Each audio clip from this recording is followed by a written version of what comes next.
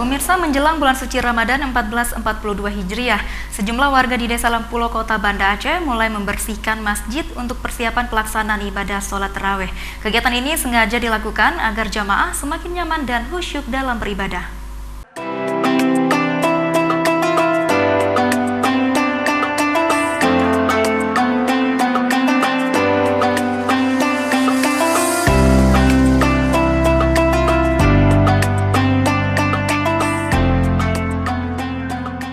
Berbagai cara dilakukan warga di Banda Aceh dalam menyambut bulan suci Ramadan, mulai dari persiapan diri, pembersihan sarana ibadah, serta memperindah lokasi yang nantinya akan dimanfaatkan untuk salat tarawih.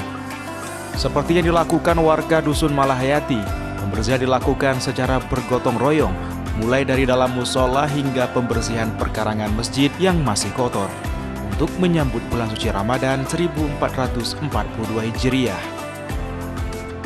Kegiatan membersihkan sarana ibadah untuk melaksanakan berbagai aktivitas seperti sholat tarawih dan tadarus setiap tahunnya rutin dilakukan warga, mulai dari pembersihan rumput hingga pembersihan bak wudhu.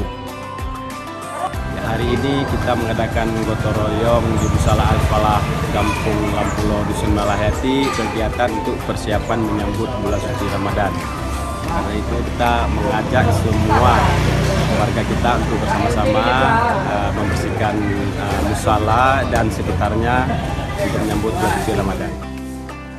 Meski suasana saat ini masih dalam pandemi, namun warga berharap pelaksanaan ibadah pada bulan suci Ramadan seperti pengajian, sholat tarawih tetap berjalan lancar dengan tetap menerapkan protokol kesehatan pencegahan COVID-19 yang dianjurkan pemerintah. Dari Kota Banda Aceh, Sukri Saripudin, iNews melaporkan.